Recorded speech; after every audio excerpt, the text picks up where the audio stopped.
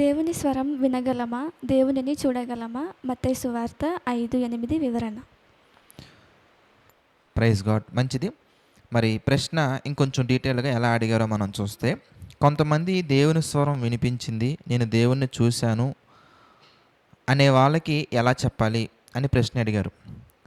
మంచిదండి. మరి కొంతమంది అలాగే మాట్లాడుతూ ఉంటారు. అయితే ఎవరికైనా కానీ వాక్యములో ఉన్నటువంటి విషయాలను మనము చూపించి, వాక్యానుసారంగా చూపించి చెబుతున్నప్పుడు, చెప్పాలనే మనసు మీకు వచ్చినప్పుడు కొన్ని ముఖ్యమైన విషయాలను మీ మనసులో పెట్టుకోవాలి. అవి కూడా వాక్యానుసారమైనటువంటివే. అవేంటో మనం ఆలోచించినట్లయితే మత్తయి సువార్త ఒకసారి మనం చూద్దాం. మత్తయి సువార్త 11వ అధ్యాయం మనం చూస్తే 15వ వచనం మనం చూద్దాం. మత్తయి సువార్త 11వ అధ్యాయము 15వ వచనం మనం చూస్తే, వినుటకు చెవి గలవాడు వినుగాక.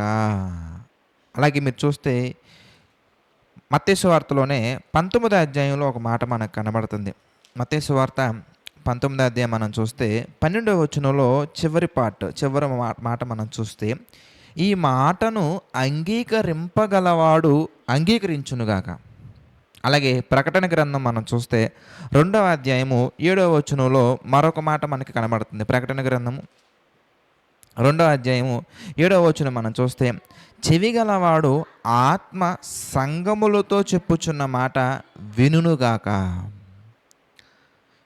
చూసారా? అంటే దేవుని యొక్క వాక్యాన్ని మనము చెప్పినప్పుడు వాళ్ళు ఏంటంటే వేరే వాళ్ళ పర్సనల్ ఎక్స్పీరియన్సెస్ని చూస్తారు తప్ప బైబిల్లో దేవుడు చెప్పినటువంటి వాక్యాన్ని చూడరు. దేవుడు ఏం చెప్తున్నారు అనే విషయాన్ని ఆలోచించటం అని, వాళ్ళు ఎందుకు అలా చెప్పారు, వీళ్ళు ఎందుకు ఇలా చెప్పారు, నాకు అలా అనిపించింది కదా, నాకు ఇలాగ అనిపించింది కదా. అంటే మన అనుభవం గొప్పదా, దేవుడు చెప్పినటువంటి వాక్యం గొప్పదా? ఆలోచించండి. మన అనుభవం గొప్పదని మనం అనుకుంటే ఇదిగో ఈరోజు ఇలా ఉండేవాళ్ళం కాదు. వాక్యము తెలియకముందు మన అనుభవాలు ఏంటి, మన ఆలోచనలు ఏంటి, మన పద్ధతులు ఏంటి, మన ఆలోచన నడవడిక ఏంటి, మనం ఆల్రెడీ చూసాం. దేవుడు అర్థమైన తర్వాత, దేవునిలోకి వచ్చిన తర్వాత అర్థమవుతుంది మనకేంటంటే దేవుని యొక్క ఆలోచన విధానం ఆకాశమంతా ఉన్నతంగా ఉంటే మనిషి యొక్క ఆలోచన విధానం అనేది ఇదిగో చిన్నగా కనబడుతుంది. ఆకాశములు భూమికి పైన ఎంత ఎత్తుగా ఉన్నవో మన ఆలోచనలకు దేవుని ఆలోచనలకు అంత డిఫరెన్సియేషన్ ఉందండి. దేవుడి ఆలోచనలు గొప్పవి, మన ఆలోచనలు చాలా చిన్నవండి. మనకేదో అనిపించింది, మనకేదో కనిపించింది, దానిని మనం దేవుడు కనిపించాలంటే అలాగా, నాకు దేవుడు మాట్లాడారంటే అలాగా. అందుకే ఎక్కువగా కళలలో వచ్చినటువంటి వాటిని చూసి అలా ఫీల్ అయిపోతూ ఉంటారు. ఒక మనిషికి కళ ఎందుకు వస్తుంది? ఇంతకీ ప్రసంగి గ్రంథంలో దేవుడు చెప్తున్నారు ఎందుకు వస్తుంది. ఎందుకు అది దేవుడు కనిపించేశారు అని మీరు ఫిక్స్ అవ్వడం అనేది వాక్యానుసారం కాదు. దేవుడు చెప్తున్నటువంటి మాట మనం చూస్తే ప్రసంగి గ్రంథము 5వ అధ్యాయం మనం చూద్దామండి. ప్రసంగి గ్రంథము 5వ అధ్యాయం మనం చూస్తే, ప్రసంగి గ్రంథము 5వ అధ్యాయము 3వ వచనం మనం చూద్దామండి. విస్తారమైనటువంటి పనిపాటుల వలన స్వప్నము పుట్టును. ఎక్కువగా దేని గురించి అయితే మనం ఆలోచిస్తామో దాని గురించి మనకి ఒక కళ వస్తుందండి. ఉదాహరణకి మనం పరలోకం గురించి ఎక్కువ ఆలోచించాం అనుకోండి, పరలోకంలో దేవుడు ఎలా ఉంటారు అనే విషయాలను మనం ప్రకటన గ్రంథం చూసి లేదా బైబిల్లో మిగిలినటువంటి సందర్భాలను మనం చూసి ఎక్కువ ఆలోచించాం అనుకోండి, మనం నిద్రపోయినప్పుడు మనం పరలోకం వెళ్ళామని వస్తుంది కళ, అలాగే వస్తుందండి. లేదా మీరు యాక్షన్ మూవీస్ ఎక్కువ చూసారనుకోండి, దేవునిలోకి రాకముందు చూసేవాళ్ళు కదండి, దేవునిలోకి వచ్చిన తర్వాత ఏ మూవీ చూడకూడదు. ఏమండి, ఇందులో మంచి ఉంది, ఇందులో నీతి ఉంది, ఇందులో మోరల్ ఉంది, ఇందులో అది ఉంది, ఇది ఉందని మనం దీన్ని చూడకూడదు. ఒకవేళ మనం ఏ విషయం గురించి అని ఎక్కువ ఆలోచించామనుకోండి, అప్పుడు ఏమవుతుందంటే దాని గురించి మనకు ఒక డ్రీమ్ వస్తుంది, ఒక కళ వస్తుంది. దాన్ని మనం దర్శనం అనుకొని, దాన్ని మనం దేవుడు కనిపించారనుకోవడం అనేది అది వాక్య విరుద్ధమైనటువంటిది. అయితే దేవుడు ఎవరికైనా కనిపించారా, దేవుడు ఎవరితోనైనా మాట్లాడారా అనే సందర్భాల గురించి మనం ఆలోచించామనుకోండి, మనకు బైబిల్లో కొన్ని సందర్భాలు మనం చూద్దాం. వాక్యానుసారంగా 66 పుస్తకాలలో ఉన్న సబ్జెక్ట్ని మనం తీసి మనం ఆలోచించగలగాలి.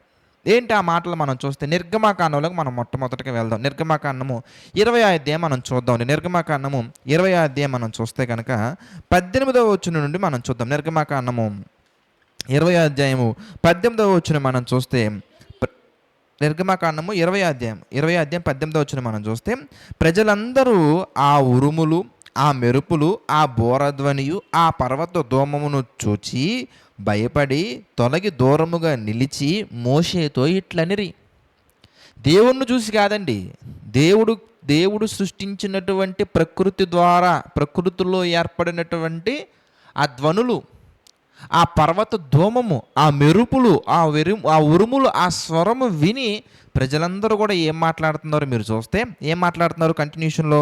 నీవు మాతో మాట్లాడము, మేము విందుము, దేవుడు మాతో మాట్లాడిన ఎడల మేము చనిపోవదుము. చూసారా? దేవుని స్వరమే అక్కడ రాలేదండి. కానీ దేవుడు మాట్లాడగా ఏర్పడినటువంటి ప్రకృతి ద్వారా వచ్చినటువంటి ఉరుములు, మెరుపులు, ఆ పర్వత ధూమము, బోరధ్వని ఇవన్నీ విని దేవుడు మాతో మాట్లాడితే చనిపోతామనే ఫీలింగ్లోకి వెళ్ళిపోయారండి వీళ్ళందరూ. ఒకానొక సందర్భంలో మోషే గారితో దేవుడు సెలవిస్తున్నటువంటి మాట ఒకసారి మనం చూద్దాం. నిర్గమకాండంలోనే 33వ అధ్యాయం మనం చూద్దాం. నిర్గమకాండము 33వ అధ్యాయము 20వ వచనం మనం చూస్తానండి. చూడండి ఏమన్నా అక్కడ, మరియు ఆయన నీవు నా ముఖమును చూడజాలవు, ఏ నరుడును నన్ను చూచి బ్రతుకడనెను. చూసారా? ఏ మనిషి కూడా బ్రతకడండి. దేవుడిని చూసినోడు ఎవడు బ్రతకడు. కనుక మీరు ఆలోచించాలి, బైబిల్లో చెప్పేవి నిజాలా, బయట వాళ్ళు చెప్పేవి నిజాలా? ఆ క్లారిటీ మీకు రావాలి. దేవుడు చెప్తున్నటువంటి మాట, అబద్ధమాడుటకు దేవుడు నరుడు కాదనే మాట మనకు కనబడుతుందండి. అంటే దేవుడు అబద్ధం ఆడరండి, ఆయన నిజం చెప్తున్నారు. ఆయన బైబిల్లో ఉన్నవన్నీ నిజాలే. కనుక దేవుని యొక్క వాక్యాన్ని, లేదంటే దేవుని యొక్క స్వరాన్ని, దేవుణ్ణి చూసి బ్రతకడం అనేది అవదండి. ఎలా చూసాను చెప్పి, పొలంలో వెళ్తున్నప్పుడు అలా తెల్లని స్వరం ఏదో వచ్చిందంట, తెల్లని డ్రెస్ ఏదో వచ్చిందంట, డ్రెస్ కోడ్ వచ్చిందంటే చూసేసారంట. ఎట్లా దాన్ని ఎలా తీసుకోవాలి? ఇప్పుడు పొలంలో నీకు కనిపించింది తీసుకోవాలా, అందరికీ అర్థమయ్యేలాగా దేవుడు రాయించిన పరిశుద్ధ గ్రంథాన్ని తీసుకోవాలా? దేన్ని పెట్టి ఆలోచించాలి? మీరు ఆలోచించాలి. దేన్ని పెట్టి మనం చూడాలి? మీరు చెప్పండి. అయితే మనకు అందరికి ఒక ప్రశ్న రావచ్చు, అలాగైతే మరి మోషే గారి దగ్గర పొద కాలిపోతున్న, పొద మండుతుంది కానీ పొద కాలిపోలేదు. అక్కడ దేవుడే కదా బ్రదర్ మాట్లాడింది. ఇర్మియా గారితో దేవుడే కదా బ్రదర్ మాట్లాడింది. అలాగే మరి ఎహెచ్కేల్ గారితో దేవుడే కదా బ్రదర్ మాట్లాడింది. అబ్రహాం గారితో దేవుడే కదా బ్రదర్ మాట్లాడింది అనే ప్రశ్నలు మీకు రావచ్చు. అయితే దాని గురించి కూడా దేవుడు రాయించినటువంటి సందర్భాలు మనం ఒకసారి డీటెయిల్గా మనం ఆలోచించినట్లయితే, మోషే గారి దగ్గర మరి పొదలో అగ్నిజ్వాల మండుతూ ఉంది. అక్కడ పొద కాలిపోవట్లేదు కానీ మంట మాత్రం వస్తూ ఉంది. అక్కడ దేవుడు మోషే గారితో మాట్లాడారు కదా అని ప్రశ్న సహజంగా వస్తుంది.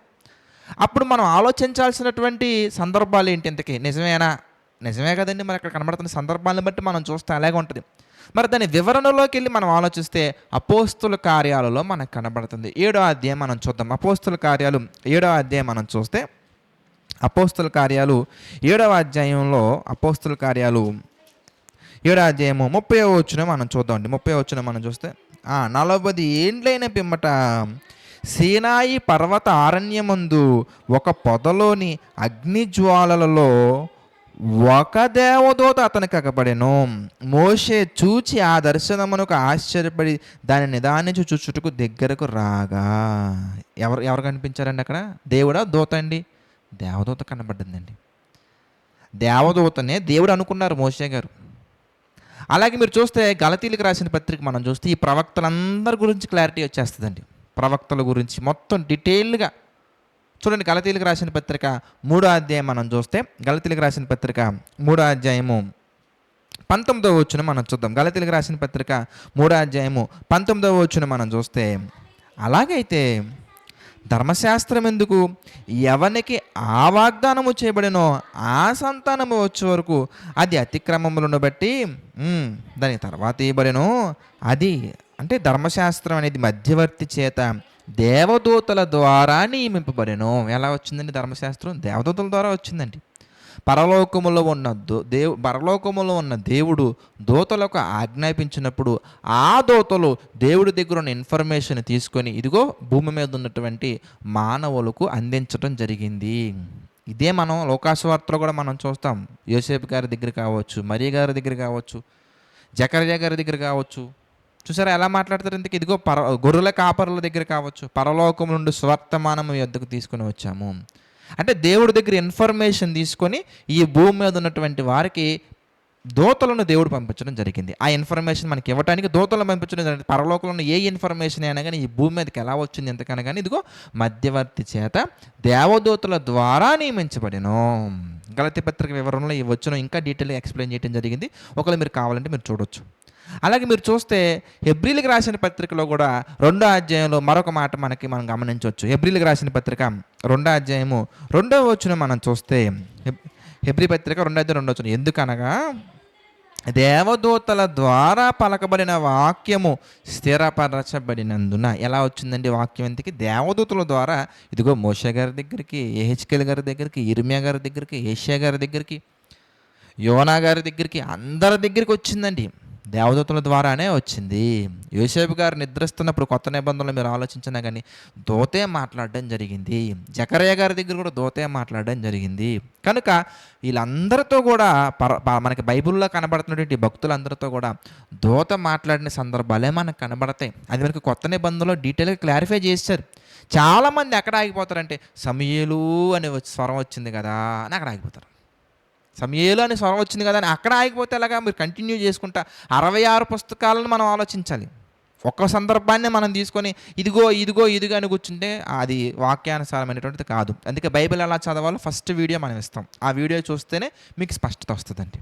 కనుక 66 పుస్తకాలను మనం తీసుకొని 66 పుస్తకాలలో దేవుడు ఏం చెప్తున్నారో మనం ఆలోచిస్తే ఇదిగో చక్కగా పరలోకంలో ఉన్న సందర్భాలన్నీ, సంఘటనలన్నీ కూడా మానవాళికి ఏం కావాలో అవన్నీ కూడా దేవుడు దూతల ద్వారా మానవులకు అందించడం జరిగింది. అందుకే మధ్యవర్తి చేత దేవదూతల ద్వారా నియమించబడెను. అలాగే దేవదూతల ద్వారా పలకబడిన వాక్యము స్థిరపరచబడినందున.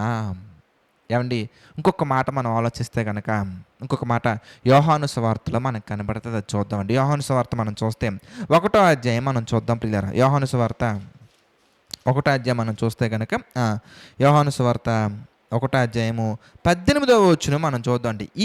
దీన్ని బట్టి మీరు మాట్లాడండి, ఎవరు నిజం? యోహాను సువార్త 1వ అధ్యాయం 18వ వచనం మనం చూస్తే, ఎవడును ఎప్పుడైనాను, మరి ఏంటి పొలంలో కనిపించిందని చెప్తారు? ఎవడును ఎప్పుడైనాను దేవుణ్ణి చూడలేదని స్పష్టంగా దేవుడు పరిశుద్ధాత్మ ద్వారా రాయించినప్పుడు వీళ్ళు వచ్చేసి ఆ దేవుడు నాకు నిద్రపోతున్నప్పుడు కిటికీలో నుంచి కనిపించారని చెప్తారు. కిటికీలో నుంచి ఎలా కనబడతారు? కనిపించే దేవుడు కిటికీలో ఏం చేస్తున్నారు? బయటకు వచ్చి మాట్లాడచ్చు కదా. పొలంలో ఎందుకు మాట్లాడుతున్నారు? ఏమండి, అంటే ఏదో ఒకటి అల్లాలి. ప్రపంచం అంతా వీళ్ళని గొప్పగా చూడాలంటే ఏదో ఒక కథ అల్లాలి. ఆ కథలు అల్లటానికి బైబిల్లో ఉన్నటువంటి వాటిని తీసుకొని వీళ్ళు అబ్రహాలా ఫీల్ అయిపోతూ ఉంటారు, వీళ్ళు నోవాహులా ఫీల్ అయిపోతుంటారు. నోవాహ గారితో కూడా దేవదూతలే మాట్లాడారు, అబ్రహాం గారితో కూడా దేవదూతలే మాట్లాడారు. అందుకే స్పష్టంగా రాయించారు. ఏమనంతకి ఎవడును ఎప్పుడైనాను దేవుణ్ణి చూడలేదు. కంటిన్యూషన్లో చూడండి ఎంత చక్కగా ఉంది. తండ్రి రొమ్మున ఉన్న అద్వితీయ కుమారుడే ఆయనను బయలుపరచును. యేసుక్రీస్తు వారే తండ్రి గురించి వివరించారు తప్ప ఎవ్వరూ కూడా తండ్రిని చూడలేదండి. మీకు ఇంకొక అద్భుతమైన మాట చూపిస్తాను బైబిల్లో. నమ్మరు చాలామంది, ఎందుకంటే వాళ్ళకి అనిపించింది అది నమ్మేస్తున్నారు అంతే. దేవుడు ఏం చెప్తున్నారు అనేది చూడరండి. అందుకే మీకు ప్రారంభంలో చెప్పా, వినుటకు చెవి గలవాడు వినుగాక, అంగీకరించుటకు మనసు గలవాడు అంగీకరించునుగాక, ఆత్మ సంగములతో చెప్పుచున్న మాట చెవి గలవాడు వినుగాక. వీళ్ళు వినరు. అందుకే మీరు ఎంత డీటెయిల్గా ఎంతసేపు అంటారు మీరు చెప్పండి? కనీసం ఒక 10 నిమిషాల దగ్గర మాట్లాడుకుంటున్నాం, దగ్గర 10 నిమిషాల నుంచి మాట్లాడుకున్నాం. మీరు ఎన్నంత ఓపికగా వాళ్ళు వినరండి. వాళ్ళకి ఏంటంటే అమ్మరా వాళ్ళకెలాగా వీళ్ళకెలాగా వాళ్ళకెలాగా అంటారు అంతే. బైబిల్లో ఉందండి, బైబిల్లో చూడండి. మనకి ప్రామాణికం రిఫరెన్స్ బైబిల్ కదండి. మనం దేన్ని తీసుకోవాలి? ఇప్పుడు నేను ఒకటి చెప్పా, ఇంకొకళ్ళు వచ్చి ఇంకొకటి చెప్పారు, వేరొకళ్ళు వచ్చి వేరొకటి చెప్పారు. నాకు కిటికీలో కనిపించారని చెప్పారు, ఇంకొకళ్ళు వచ్చి బీరువాలో కనిపించారని చెప్పారు, ఇంకొకళ్ళు వచ్చి నిద్రపోతున్నప్పుడు తల మీద కనిపించారని చెప్పారు, ఇంకొకళ్ళు టెర్రస్ మీద కనిపించారని చెప్పారు, ఇంకొకళ్ళు ఇదిగో మరి అక్కడ మరి చర్చిలో మరి దేవుడు పోడి మనకాలు కూర్చున్నారని చెప్పారు. ఎవరిది రైట్ ఇంతకీ మీరు చెప్పండి? వీళ్ళు ఎవరిది రైట్ కాదండి. ఎందుకంటే బైబిల్లో నుంచి ఎవరైతే చెప్తున్నారో వాళ్ళది రైట్. బైబిల్లో ఏముందో అది రైట్. బైబిల్లో ఏముందో దానిని వాక్యానుసారంగా విభజించి చెప్పే వాళ్ళది రైట్. చూసారా, ఇప్పుడు దాకా మనం ఎంత చక్కగా మనం ఆలోచించుకుంటూ వచ్చాం. దేవుడు స్పష్టంగా రాయించారు. యోహాను సువార్త 1వ అధ్యాయము ఎన్నో వచ్చును 18వ వచనంలో రాయించారు. ఏమనేందుకు? ఎవడును ఎప్పుడైనాను దేవుణ్ణి చూడలేదు. చూసారా ఎంత క్లియర్గా ఉందో. అలాగే మీరు చూస్తానండి, 1 తిమోతి పత్రికలోకి వచ్చేద్దాం. తిమోతి గారికి రాసినటువంటి 1వ పత్రిక 6వ అధ్యాయం మనం చూస్తే, 1 తిమోతి పత్రిక 6వ అధ్యాయము 16వ వచనం ఒకసారి మనం చూద్దామండి. 16వ వచనం మనం చూస్తే, సమీపింపరాని తేజస్సులో ఆయన మాత్రమే వసించుచు అమరత్వము గలవాడై ఉన్నాడు. మనుషులలో ఎవడునూ ఆయనను చూడలేదు, ఎవడును చూడనేరడు. చూడలేదు కాదండి, చూడలేరండి. చూడలేదు కాదు, చూడలేరు. It's not at all possible. మరి వీళ్ళు ఎలా చూసేసారు మీరు చెప్పండి? కనుక బైబిల్లో స్పష్టంగా ఉంది, దేవుణ్ణి ఎవ్వరూ చూడలేదు, చూడలేరు. ఆయన స్వరము వినలేరు, ఇదిగో వినలేరు వాళ్ళు. మరి అంటే దేవుడు మనతో మాట్లాడరా బ్రదర్? మరి బైబిల్లో మన దేవుడు మాట్లాడే దేవుడు అని ఉంది కదా బ్రదర్ అంటే, ఎందుకు మాట్లాడరండి? 100కి 100% మాట్లాడతారండి. ఎలా మాట్లాడతారండి దేవుడు మనతో? ఇంతకీ వాక్యము ద్వారా దేవుడు మనతో మాట్లాడతారు. ఎక్కడుంది ఆ మాట బైబిల్లో? పేతురు గారు రాసిన 2వ పత్రిక 1వ అధ్యాయం మనం చూస్తే, 2 పేతురు పత్రిక 1వ అధ్యాయము 20-21 వచనాలు మనం చూసాం అనుకోండి. ఒకడు తన ఊహను బట్టి చెప్పుట వలన లేఖనములో ఏ ప్రవచనమును పుట్టదని మొదట తెలుసుకోవాలి. ఎలా అనగా ప్రవచనము ఎప్పుడు కూడా మనుషుని యొక్క ఇచ్చను అంటే కోరికను బట్టి కలగలేదులే కానీ మనుషులు పరిశుద్ధాత్మ వలన ప్రేరేపింపబడిన వారే దేవుని మూలంగా పలికిరి. అంటే ఈ 66 పుస్తకాలలో అనగా దేవుడు మనకి ఇచ్చినటువంటి పరిశుద్ధ గ్రంథంలో ఉన్న ప్రతి మాట కూడా చక్కగా దేవుడు మనకి అందించారు. ఈ వాక్యము ద్వారా దేవుడు మనతో మాట్లాడతారు. మీరు చదవగలిగి, మీరు పరిపూర్ణంగా నేర్చుకోవడానికి సిద్ధపాటు కలిగి, దేవుణ్ణి మీరు మనస్ఫూర్తిగా ధ్యానించి ప్రార్థించి చూస్తే చక్కగా ఉంటుందో. మీలో ఎవరికైనా జ్ఞానము కొద్దుగా ఉందా, అతడు దేవుణ్ణి అడగవలను, అప్పుడు అతనికి అనుగ్రహించబడను. మీరు ప్రార్థనాపూర్వకంగా మీరు వాక్యాన్ని ధ్యానిస్తే వాక్యము ద్వారా దేవుడు మీతో మాట్లాడతారు. లేదు, మీరు అంత కాన్సన్ట్రేషన్ చేయలేకపోతున్నారు, ఎలా చదవాలి, మీకు ఒక గైడెన్స్ కావాలనుకుంటున్నారు, అయితే పరిశుద్ధాత్మను పొందుకోవాలి. ఎలా పొందుకోవాలి పరిశుద్ధాత్మ? దేవుణ్ణి మారు మనసు పొంది బాప్తిసం తీసుకోవాలి. అపోస్తల కార్యాల్లో మనకు కనపడుతుంది, మనకి 2వ అధ్యాయంలో మనకు కనపడుతుంది కదండి. మీరందరూ కూడా మారు మనసు పొంది యేసుక్రీస్తు నామమున బాప్తిసం పొందండి, అప్పుడు మీరు పరిశుద్ధాత్మ వరం పొందుకుంటారు. అప్పుడు పరిశుద్ధాత్మ నడిపింపు ద్వారా కూడా మనకి వాక్యం అర్థమవుతుంది. ఆ పరిశుద్ధాత్మ నడిపింపుని ఎలా గుర్తించాలో కూడా అర్థం కావట్లేదు. అప్పుడు దేవుడు, లేదా మీరు ఎక్కడైనా దెబ్బతింటున్నారు, ఆ పరిస్థితుల్లో దేవుడు మీకు మరొక పాయింట్, మరొక అవకాశాన్ని కూడా మీకు ఇచ్చారు. ఎక్కడది? తిమోతి గారికి రాసినటువంటి 2వ పత్రిక మనం చూస్తే 3వ అధ్యాయం మనం చూద్దాం. తిమోతి గారికి రాసిన 2వ పత్రిక 3వ అధ్యాయము 16వ వచనం మనం చూస్తే, 2 తిమోతి పత్రిక 3వ అధ్యాయం 16వ వచనం మనం చూస్తే, దైవజనుడు సన్నద్ధుడై ప్రతి సత్కార్యమునకు పూర్ణముగా సిద్ధపడి ఉండునట్లు దైవ ఆవేశము వలన కలిగిన ప్రతి లేఖనము ఉపదేశించటానికి, ఖండించటానికి, తప్పుదిద్దటానికి, నీతి యందు శిక్ష చేయుటకును ప్రయోజనకరమై ఉన్నది. అంటే దైవజనుల ద్వారా కూడా దేవుడు మనతో మాట్లాడతారు. మరి వాళ్ళ ద్వారా మాట్లాడతారంటే వాళ్ళ సొంత అభిప్రాయాలు కదా, మళ్ళీ దైవజనుల ద్వారా దేవుడు మాట్లాడతారంటే మరలా వాళ్ళ అభిప్రాయాలు కాదండి, మరలా ఇదిగో వాక్యానుసారంగా దైవ ఆవేశం వలన కలిగిన ప్రతి లేఖనం, ఆ వాక్యం అనేది, లేఖనం అనేది ఉపదేశించటానికి, ఖండించటానికి, హెచ్చరించటానికి, నీతి యందు శిక్ష చేయడానికి ప్రయోజనకరమై ఉన్నది. కనుక దైవజనుల ద్వారా దేవుడు మాట్లాడతారు. అంతేగాని నిద్రపోతున్నప్పుడు వచ్చి మాట్లాడడం కాదండి. అంతేగాని మీరు పొలంలో ప్రార్థన చేసుకుంటున్నప్పుడు వచ్చి ఇలా కాదండి. కనుక దేవుడు మనతో వాక్యము ద్వారా మాట్లాడతారు.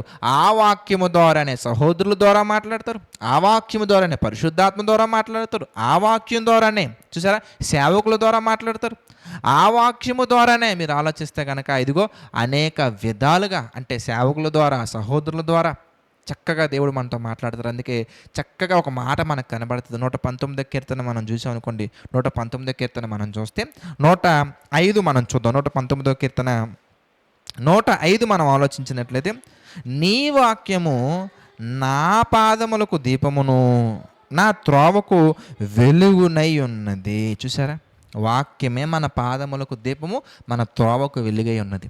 కనుక వాక్యము ద్వారా దేవుడు మనతో మాట్లాడతారు అల్టిమేట్గా చెప్పాలంటే కనుక. అయితే మరికి మత్తయి సువార్తలో కనబడుతున్నటువంటి వాక్యం యొక్క అర్థం ఏంటి మరి? ఇది మనం ఆలోచించాలి. మత్తయి సువార్తలో మనకి ఒక మాట కనబడుతుంది కదండి, దాని అర్థాన్ని మనం ఆలోచించగలగాలి. మరి దేవుడు కనబడతారా అన్నదానికి ఇన్ని వచనాలు మనం చూసాం చక్కగా బైబిల్లో నుండి. ఇవన్నీ చూడరండి చాలామంది, వినరు కూడా. ఫస్ట్ ఎంతసేపు ఎవరంటారు చెప్పండి, మీకు ఒక మాటలో చెప్పింది అంటారు. ఒక మాటలో చెప్పాలంటే ఏం చెప్పాలి? ఒక మాటలో చెప్పాలంటే కనబడరు. మీకు సాటిస్ఫై అవుతారా? మీకు అర్థం అవుతుందా? అర్థం కాదు. ఎందుకు కనబడరు? మరి వాళ్ళకి కనిపించింది కదా, వీళ్ళకి కనిపించింది కదా అంటే, ఇవన్నీ అర్థం అవ్వాలంటే మరి డీటెయిల్గా మీరు వినాలి. మీ మనసులో ఉన్న సందేహాలన్నీ క్లియర్ అవ్వాలంటే మీరు వాక్యాన్ని శ్రద్ధగా వినాలి ఫస్ట్.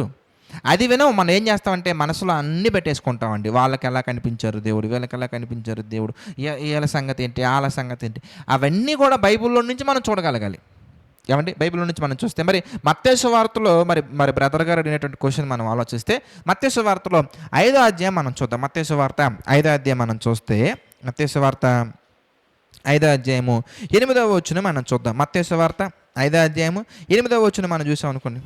హృదయ శుద్ధి గలవారు ధన్యులు, వారు దేవుణ్ణి చూచెదరు, అదిగో ఇక్కడ ఉంది దేవుణ్ణి చూచెదరు ఉన్నదని పట్టుకుంటారండి.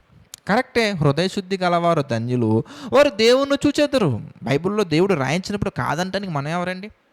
అనడానికి ఏం లేదు, చూస్తాం తప్పకుండా, అందులో ప్రాబ్లం ఏం లేదు. మరి మొదటి తిమోతి పత్రికలో ఉన్న దాన్ని మనం పెడితే అప్పుడు మనకు క్వశ్చన్ వచ్చింది.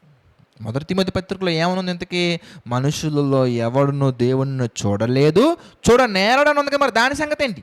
యోహాను సువార్త 1వ అధ్యాయంలో ఉంది కదా, మరి దీని సంగతి ఏంటి? 1వ అధ్యాయం 18వ వచనంలో ఎవడును ఎప్పుడైనా దేవుణ్ణి చూడలేదు, మరి దీని సంగతి ఏంటి అంటే ఏదో ఉంది. ఏంటి ఇంతకీ? ఒక వచనం ఎలాగా, ఒక వచనం అలాగా ఉందంటే మనకు నచ్చినట్టుగా పెట్టేయకూడదు. మరలా బైబిల్లో నుంచి మనం ఆ వచనాన్ని విడగొట్టుకుంటూ వెళ్ళగలిగితే, విభజించుకుంటూ వెళ్ళగలిగితే కనుక అసలు మొట్టమొదటిగా హృదయ శుద్ధి అనే పదం ఉపయోగించారండి. అసలు హృదయ శుద్ధి అంటే ఏంటి ఇంతకీ అనేది మనం చూడాలి. మార్కు సువార్తలోకి మనం వెళ్ళిపోతే 7వ అధ్యాయం మనం చూద్దాం. మార్కు సువార్త 7వ అధ్యాయము 21వ వచనం కనుక మనం గమనించినట్లయితే మార్కు సువార్త 7వ అధ్యాయము 21వ వచనం మనం చూద్దాం. లోపల నుండి అనగా మనుషుల హృదయములో నుండి దురాలోచనలు, జారత్వములు, దొంగతనములు, నరహత్యలు, వ్యభిచారములను, లోభములను, చెడుతనములను, కృత్రిమమును, కామ వికారమును, మత్సరమును, దేవదూషణయు, అహంభావమును, అవివేకమును వచ్చును. చూసారు, ఇవన్నీ ఏంటంటే ఇంతకీ ఈ చెడ్డవన్నీ కూడా లోపల నుండియే బయలు వెళ్ళి మనిషిని అపవిత్రపరచునని ఆయనతో చెప్పినాం. అంటే ఈ చెడ్డవన్నీ హృదయంలో ఉన్నాయనుకోండి, అప్పుడు అది హృదయం మంచి హృదయమా చెడ్డ హృదయం? మీరు చెప్పండి. చెడ్డ హృదయము. అందుకే హృదయాన్ని శుద్ధి చేసుకోవాలి. ఎలా శుద్ధి చేసుకోవాలి హృదయాన్ని ఇంతకీ అనగానే హెబ్రీ పత్రిక 4:12 మనకు కనబడుతుంది కండి. వాక్యము ఇదిగో సజీవమై బలము గలదే, వాడిగల 2 అంచుల ఖడ్గము కంటే కూడా వాడిగా ఉండి ప్రాణాత్మలను, కీళ్లను, ఎముకను, మూలుగును విభజించినంత మట్టుకు దూరుచు హృదయం యొక్క తలంపులను, ఆలోచనలను శోధించుచున్నది అన్నట్టుగా మనకు కనబడుతుంది అక్కడ. అంటే హృదయములో ఉన్నటువంటి ఈ చెడ్డవన్నీ పోవాలంటే కామాతురత, కృత్రిమమును, అహంభావము, అహంకారము, ఏమండి మత్సరము, ద్వేషములు, కలహములు హృదయంలో నాటుకుపోయిన ఇవన్నీ బయటికి పోవాలంటే వాక్యము లోపలికి వెళ్ళాలి. ఆ వాక్యము లోపలికి వెళ్తే ఇక విభజించినంత మట్టుకు దూరుచు చక్కగా హృదయాన్ని క్లీన్ చేస్తుంది.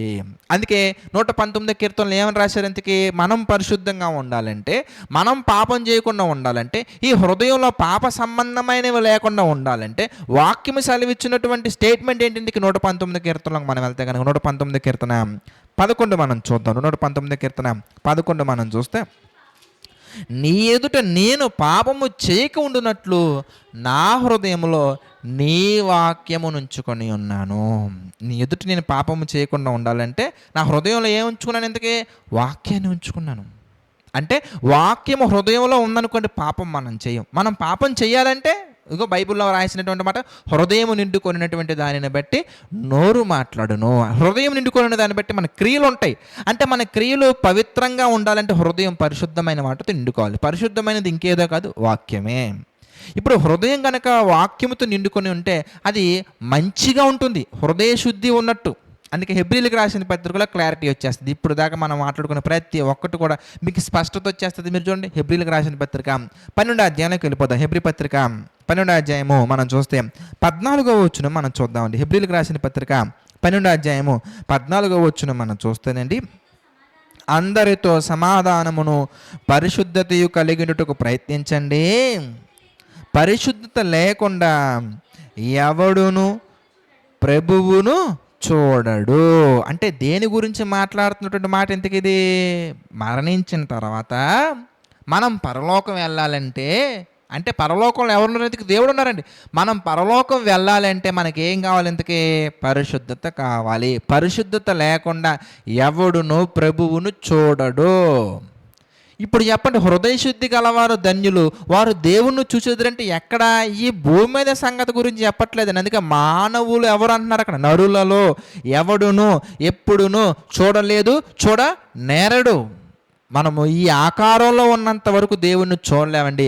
మనం మరణించిన తర్వాత పరిశుద్ధంగా బ్రతికి మనం మరణిస్తే, పరిశుద్ధతో ఉంటూ మనం మరణిస్తే మనం తప్పకుండా పరదేశంలోకి వెళ్తాము. తర్వాత యేసుక్రీస్తు రాకడలో మనం పరలోకానికి వెళ్తాము.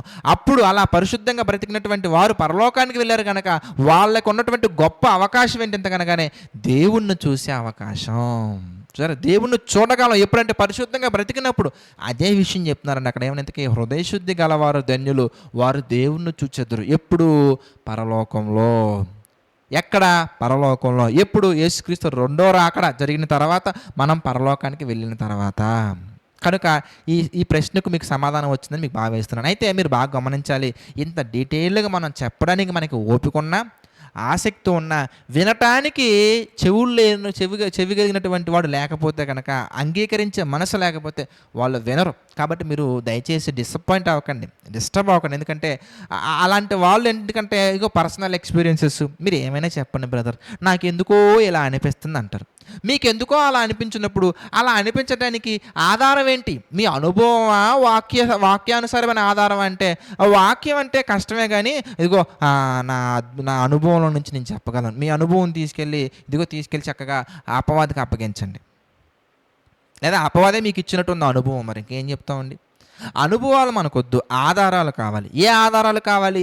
వాక్యానుసారమైన ఆధారాలు కావాలి. అంటే బ్రదర్ కొన్ని అండి, మొన్న ఒక బ్రదర్తో మాట్లాడుతున్నప్పుడు ఒక బ్రదర్తో వాక్యాన్ని షేర్ చేసుకుందామని అలా కన్వర్జేషన్ స్టార్ట్ చేశానండి.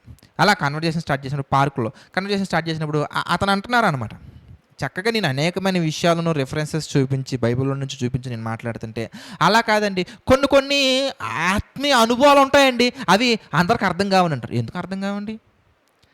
ఆత్మీయ అనుభవాలు ఏంటంటే బైబిల్లో ఉన్నటువంటి అర్థాలు పక్కన పడేసి, దేవుడు పరిశుద్ధాత్మ రాయించిన అనుభవాల కంటే గొప్పవా? సేవకులుగా పిలువబడే వాళ్ళ అనుభవాలు మీరు చెప్పండి. పరిశుద్ధాత్మ కంటే గొప్ప సేవకులు ఎవరున్నారు మీరు చెప్పండి. పరిశుద్ధాత్మను మించినటువంటి అనుభవం కలిగిన సేవకులు ఎవరైనా ఉన్నారా? పరిశుద్ధాత్ముడే మనకి అన్నీ బోధిస్తారండి. పరిశుద్ధాత్మను కాదని, పరిశుద్ధాత్మ చెప్పని విషయాలు బోధించు గొప్ప సేవకులు ఎవరున్నారు మీరు చెప్పండి. వాళ్ళు ఎంత గొప్ప వాళ్ళైనా కానీ. ఏమండి, వాక్యమే ఎంత గొప్ప వాళ్ళకైనా కానీ ఆధారం కావాలి. అన్ని బైబిల్లో ఉండవండి అంటారు కొంతమంది. ఎందుకు ఉండవండి? ప్రతి ఒక్కటి ఉంటాయండి. మీకు ఏవైతే లేవని మీకు అనిపిస్తుందో తప్పకుండా వాట్సాప్ చేయండి మీ ప్రశ్నను. ప్రభు చిత్తమైతే దేవుడు నాకు ఇచ్చిన సమయాన్ని బట్టి ఇదిగో తప్పకుండా వాక్యానుసారంగా మీరు అడిగిన ప్రశ్న నేను వివరిస్తాను. నిజమండి, కొంతమంది ఎలాగ మాట్లాడతారండి, అడ్డంగా మాట్లాడతారండి. బైబిల్లో ఉంది బ్రదర్ చూడండి అంటే, అన్ని బైబిల్లో ఉండవండి అంటారు అంతే. మరి ఇంకేం కావాలి మీకంటే, ఆ బ్రదర్ అలా చెప్పారు కదండి, ఆ దైవజనులండి 40 సంవత్సరాల నుంచి పరిచయం చేస్తున్నారండి. అయితే ఏంటండి, 40 years నుంచి పరిచయం చేస్తే ప్రభుకి స్తుతులు చెల్లిద్దాం, స్తోత్రాలు చెప్తాం, దేవుణ్ణి మహిమపరుద్దాం. అంతేగాని 40 సంవత్సరాల అనుభవం ఉంది కదని ఆయన చెప్పిన ప్రతి ఒక్కటి మనం నమ్మాలని బైబిల్లో లేదండి, ఎక్కడా లేదండి. బైబిల్ చెప్తున్నటువంటి విషయం ఏంటంటే కనుక, ఇదిగో మీరు ఏది చూసినా కానీ, ఏదైనా కానీ వాక్యానుసారంగా చెబితేనే వినండి. వాక్య విరుద్ధంగా మాట్లాడుతుంటే కనుక వందనాలు కూడా చెప్పొద్దని చెప్తున్నారు దేవుడు, శుభమని కూడా చెప్పొద్దని చెప్తున్నారు దేవుడు. కనుక ఈ ప్రశ్నను అర్థం చేసుకోవాలంటే బైబిల్ చూసే మనసు ఉండాలి ఫస్ట్ వాళ్ళకి, వాక్యాన్ని చూసే మంచి మనసు ఉండాలి వాళ్ళకి. వాళ్ళు చెప్పింది విని, వీళ్ళు చెప్పింది విని, నా అనుభవం ఎలాగుందో మీ అనుభవం ఎలా ఉందని అనుభవాలు చూసేవాళ్ళు వినలేరండి. ఇది ఆత్మను చూసేవారు, పరిశుద్ధాత్మ నడిపింపును గమనించేవారు, పరిశుద్ధాత్మ చెప్పిన వాక్యాన్ని చూసే మనసున్నటువంటి వాళ్ళకి మాత్రమే మనం చెప్పిన ఈ వివరణ మీకు వాళ్ళకి అర్థమవుతుంది. మీరు అర్థం చేసుకున్నంత ఈజీగా వాళ్ళు అర్థం చేసుకోలేరు. ఎందుకంటే వాళ్ళకి దేవుడి మీద ఆధారపడే తత్వం లేదు, వాళ్ళకి మనుషులు కావాలి. కనుక మీరు వివరించడానికి వాళ్ళకు ఓపిక ఉందనుకో, మనకు ఓపిక ఉంది, వినడానికి వాళ్ళకి ఇంట్రెస్ట్ ఉంటే చక్కగా వాక్యానుసారంగా బోధించండి, తప్పకుండా వింటారు. వినడానికి మనసు ఉన్నటువంటి వాళ్ళైతే, వాళ్ళు వినకుండా ఇక అడ్డంగా మాట్లాడితే అలాంటి వాళ్ళను ఉద్దేశించి దేవుడు చెప్పినటువంటి మాట ఒకసారి మనం చూద్దాం. అపోస్తుల కార్యాలు మనం చూసి క్లోజ్ చేసుకుందాం. అపోస్తుల కార్యాలు 17th chapter మనం చూస్తే, అపోస్తుల కార్యాలు 17వ అధ్యాయంలోనండి ఇక్కడ కూడా మృతుల పునరుద్ధానం, ఇందాక మనం మాట్లాడుకున్న సబ్జెక్ట్ ఏంటి ఇంతకీ, ఇదిగో దేవుణ్ణి చూడొచ్చా లేదనే సబ్జెక్టు. మృతుల పునరుద్ధానం గురించి డిస్కస్ చేసినప్పుడు ఏమైంది ఇంతకీ 32వ వచనం మనం చూస్తే, అపోస్తుల కార్యాలు 17వ అధ్యాయము 32వ వచనం మనం చూద్దామండి. మృతుల పునరుత్థానమును గురించి వారు వినినప్పుడు కొందరు అపహాస్యం చేసిరి. మరికొందరు దీని గురించి నువ్వు చెప్పినది ఇంకోసారి వింటామని చెప్పిరి. అలాగుండగా పౌలు ఏం చేశాడండి, నేను చెప్పింది వింటావా లేదా, నీకు ఇంకా ఎలా చెప్పాలి, ఇంకెలా చెప్పాలి, ఏమి లేదు అక్కడ. అపహాస్యం చేస్తున్న వాళ్ళ దగ్గర ఉండాల్సిన అవసరం లేదు, సర్లే బ్రదర్ చూద్దాంలే బ్రదర్ అయిన వాళ్ళ దగ్గర ఉండాల్సిన అవసరం లేదు. వాళ్ళ మధ్యలో నుండి వెళ్ళిపోయారు అంతే. ఎందుకంటే వాళ్ళకి వాక్యం చెప్పొద్దని బైబిల్ చెప్తుంది. పందులు ఎదుట ముత్యములను వేయకండి, పరిశుద్ధమైనది కుక్కలకి పెట్టకండి. కుక్కలు అనగానే రోడ్డు మీద ఉన్న డాగ్స్ గురించి చెప్పట్లేదండి ఆయన. ఇంకో వాక్యాన్ని చూసే మనసు లేనటువంటి ప్రతి ఒక్కరు డాగ్సేనండి. బైబిల్లో ఏముందో చూసే మనసు లేని ప్రతి ఒక్కరు డాగే. పెద్ద డాగ్ వాళ్ళు, పెద్ద పెద్ద డాగ్స్ వాళ్ళు. కాబట్టి వాళ్ళకు దూరంగా ఉండాలి. ఎందుకంటే అవి వాక్యాన్ని తొక్కి మిమ్మల్ని కరుస్తాయి, మిమ్మల్ని చీలుస్తాయి అని ఉంటుందండి బైబిల్లో. కాబట్టి బీ కేర్ఫుల్. ఎవరికైతే చక్కగా మంచి మనసు, వాక్యానుసారంగా నేను గమనించాలి, వాక్యానుసారంగా చూడాలనే మంచి మనసు ఉందనుకోండి, వాళ్ళకి చక్కగా గంట కాదు 2 గంటలు చెప్పండి, 3 గంటలు చెప్పండి. వాళ్ళకి ఇంట్రెస్ట్ ఉంటే, బైబిల్ చూసే మనసు ఉంటే. లేదనుకోండి వాళ్ళ దగ్గర ఒక్క క్షణం కూడా మీ సమయాన్ని వృధా చేసుకోకండి. చక్కగా వేరే వాళ్ళకి చక్కగా మంచిగా మనం నేర్పించవచ్చు. ఎవరో మీ సరౌండింగ్స్లో లేకపోతే మీరే వాక్యాన్ని బాగా నేర్చుకోవచ్చు. మీ ప్రశ్నకు సమాధానం వచ్చింది భావిస్తున్నాను. స్టిల్ మీకు అర్థం కాని విషయాలు ఉంటే తప్పకుండా మీరు వాట్సాప్ చేయండి, నేను ఎక్స్ప్లెయిన్ చేస్తాను. Next question please.